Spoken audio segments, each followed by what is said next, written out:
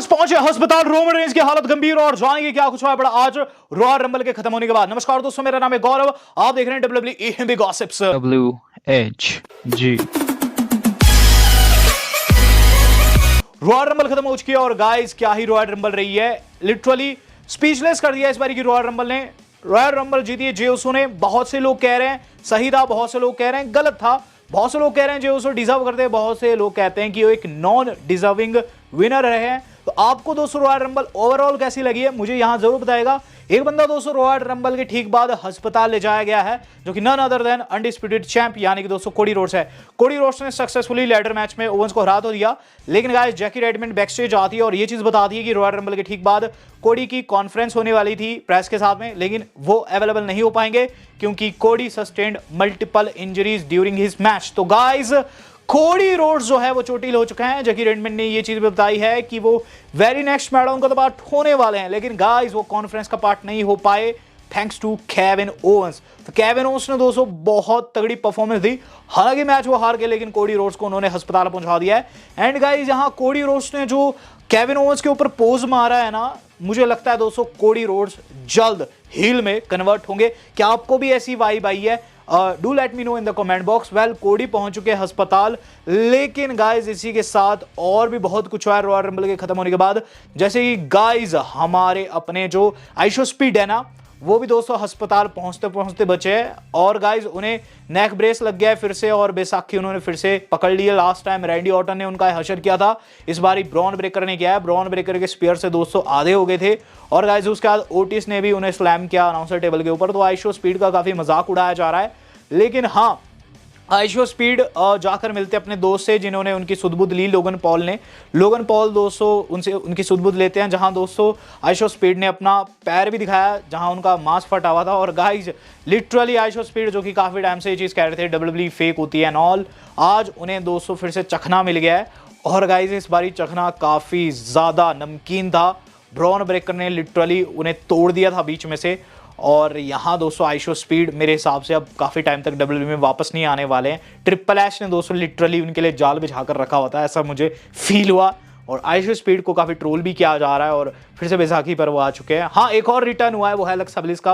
Alexa bliss के return को काफ़ी सराहाया जा रहा है। जहाँ दोस्तों अलेक्सा का रिटर्न सक्सेसफुल तो नहीं रहा, लेकिन हाँ उन्होंने सुर्खियाँ बटोरी और उन्होंने बटोरी है फील्ड के नाम पर। तो उन्होंने दोस्तों एंट्री ली अलॉन्ग विद हिज डॉल। और आप जानते हैं दोस्तों उनकी जो डॉल है वो कितनी बदनाम है और गाइस उसी डॉल के साथ वो लौटी है। और इसमें खास चीज़ क्या थी कि उनके जो जैकेट था उनके पीछे क्या लिखा होता, field for ever.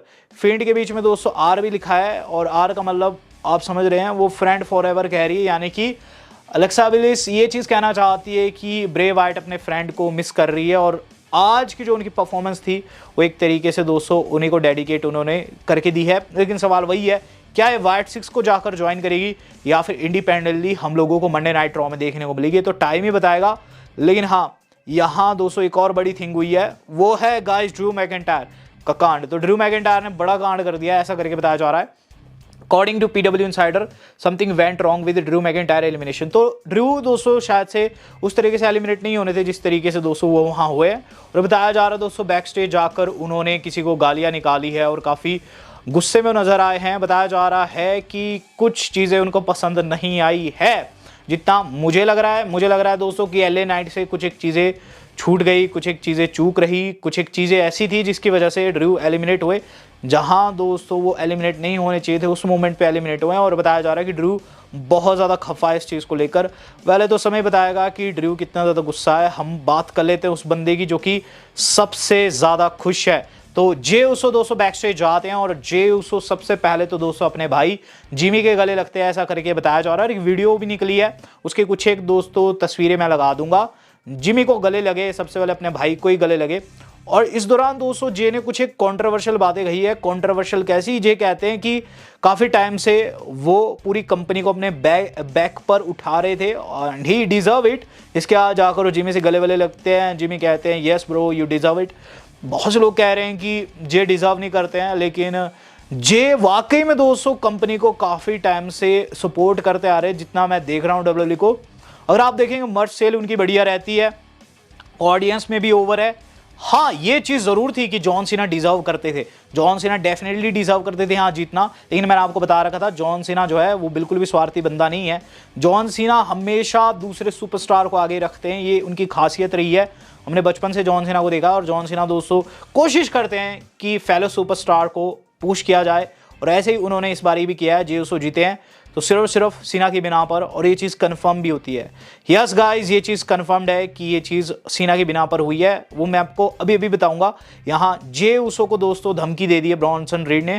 Bronson read लिखते हैं कॉन्ग्रेचुलेशन फॉर नाउ ऊस, और नीचे उन्होंने जो कार्टून लगाया वो खुद का लगाया जहाँ सुनामी लगा रहे जे को, तो कहीं ना कहीं एक धमकी भरे स्वर में उन्होंने यहाँ जे को धमका दिया। और जे ने दोस्तों ब्रॉन्सन रीड के ऊपर कुछ नहीं कहा आफ्टर दी रॉयल रंबल। वो ये चीज़ कहते हैं कि उन्हें लगता था कि वो गंतर को हरा सकते हैं, हरा नहीं पाए, लेकिन रॉयल रंबल के अनाउंसमेंट के साथ वो कह भी रहे थे कि गंतर को हरा सकते हैं, वो फील करते हैं ऐसा, लेकिन अब उन्हें पूरा लग रहा है कि वो हराने वाले हैं, रेसलमेनिया मेन इवेंट करेंगे और Gunther I am coming for you, ये चीज़ उन्होंने साफ साफ कह दी है गाइस।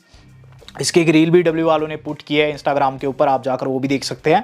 तो यहाँ दोस्तों जे ने कंफर्म कर दिया है कि वो कोडी को तो बिल्कुल भी टच नहीं करने वाले, गंतर के पीछे आने वाले, वर्ल्ड हेवीवेट टाइटल के पीछे आने वाले हैं। और चीज़ मुझे थोड़ी सी बुरी लगी है कि सुपरस्टार इस तरीके से प्रेस कॉन्फ्रेंस में बता रहा है कि वो किसे पिक करने वाला, एक जो मिस्ट्री रहती है वो यहाँ दोस्तों जे ने पहले से क्रैक कर दिया और कोई इंटरेस्ट नहीं रह गया है। इस पर ट्रिपल एच खुश नज़र आया है, ट्रिपल एच को फर्क नहीं पड़ता जे क्या कह रहे हैं। उन्होंने एक तस्वीर डाली है जिसमें जे एंड शार्लेट फ्लेयर के साथ दिखाई दे रहे हैं।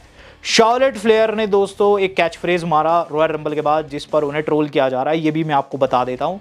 वहाँ कैच फ्रेज कुछ रिक फ्लेयर के जैसे था। शार्लेट फ्लेयर कहती है कि she is the woman of WWE, वो कहती है कि she is self made, highest paid, और यहाँ कुल मिलाकर दोस्तों जो ये सेल्फ मेड वाली लाइन है ये काफ़ी ट्रोल किया जा रहा है। सब जानते हैं रिक फ्लेयर की बेटी है इसीलिए इतनी ऊपर तक आई है, और बहुत से लोग मजाक उड़ा रहे हैं शार्लेट का। हालांकि मैं अपना ओपिनियन दूं इस थिंग पर, रिक फ्लेयर की वजह से आई तो है वो कंपनी में, लेकिन गाइज उनकी परफॉर्मेंस जो रहती है उसे कोई मैच नहीं कर पाता, ये चीज़ मैं ज़रूर कहूँगा।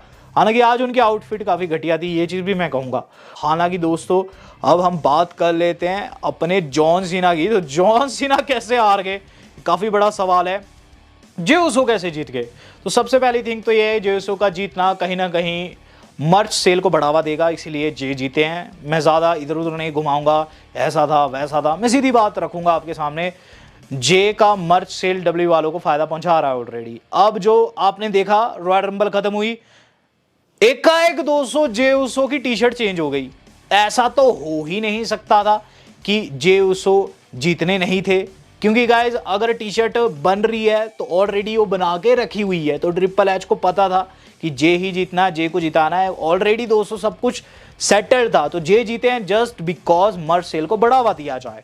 रही बात सीना की, तो सीना ने भी दोस्तों यहां हुंकार भर दिया है और कंफर्म कर दिया है कि 17 टाइम वर्ल्ड चैंपियन बनने वाले हैं। यस गाइज, क्या हुआ है कि गाइज जॉन सीना का प्रेस कॉन्फ्रेंस में बिल्कुल मूड ऑफ सा था, लेकिन गाइज वो कुछ एक चीज़ें सामने रखते हैं जो कि काफ़ी सॉलिड थी। यहाँ सीना क्या चीज़ कहते हैं, सीना कहते हैं कि वो 17 टाइम वर्ल्ड चैंपियन बनने वाले हैं।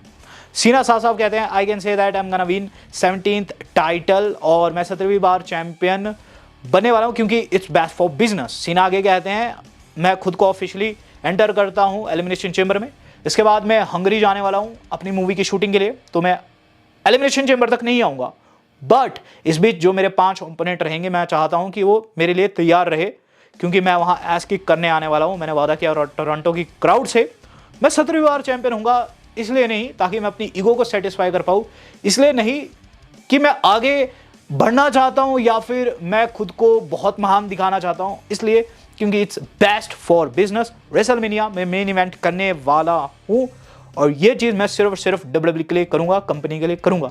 तो शायद से सीना को दोस्तों एक मेमो मिल चुका है ट्रिपल एच की तरफ से। उस मेमो में साफ साफ ये चीज़ कही हुई है कि आप 17वीं बार चैंपियन बनोगे रेसलमेनिया में, इसलिए सीना ने ऐसी बात कही है। सीना की जो लाइन थी कि मैं अपनी ईगो को सेटिस्फाई नहीं करना चाहता चैंपियन बन के, मैं इसीलिए चैंपियन बनना चाहता हूँ कि एक दिन मैं 8वीं बार जो चैंपियन बने उसके साथ हाथ मिला पाऊँ। ये लाइन अपने आप में सूचक इस बात का कि इस साल सीना 17वीं बार चैंपियन बनेंगे, एलिमिनेशन चैम्बर जीतेंगे। और ये चीज़ दोस्तों मैं साफ साफ लिख के दे सकता हूँ इसमें कोई भी शक नहीं है। और इसी से जुड़ी हुई दोस्तों आज की अपनी मेन अपडेट। तो काफ़ी सैड है दोस्तों कि रोमन रेंस इस तरीके से एलिमिनेट हुए, और उससे भी ज़्यादा सैड थिंग ये रही कि उसके बाद उनके भाई नहीं, यानी कि सैथ रॉलिंस ने उन पर हमला कर दिया। तो एक वीडियो फुटेज निकल कर सामने आई है जो कि दोस्तों मैं आपकी स्क्रीन पर लगा रहा हूँ।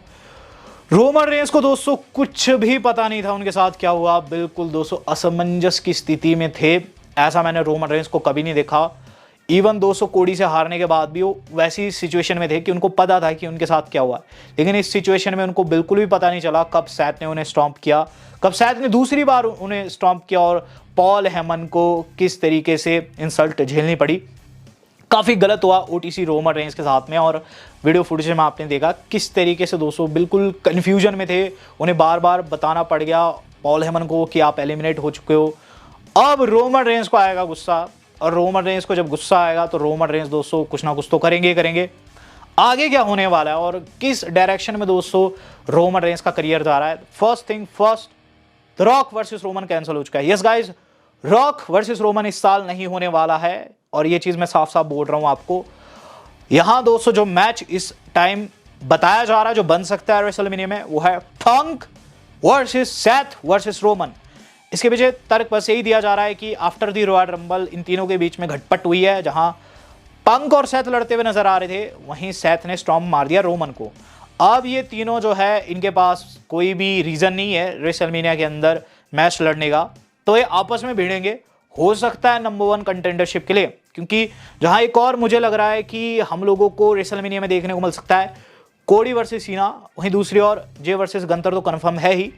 तो यहाँ दोस्तों जो हमारे ओटीसी रोमन रेंस है उनका दोस्तों मैच बन सकता है पंक और सैथ के साथ में, जहां हो सकता है number 1 contendership on the line हो। तो देखते हैं दोस्तों क्या कुछ रहता है। लेकिन गाइज एक चीज़ श्योर है कि रोमन रेंस को अब बहुत ज़्यादा गुस्सा आने वाला है। इन दोनों ने तो अपना गुस्सा वहाँ शो किया, लेकिन रोमन रेंस को रिएक्ट करने का बिल्कुल भी मौका नहीं मिला। तो देखते हैं क्या कुछ रहता है आगे। वीडियो आज कितनी सी पसंद आई हो, वीडियो को ज़्यादा शेयर कीजिएगा। वेल दोस्तों आज तक के लिए इतना ही, धन्यवाद, शब्बा खैर।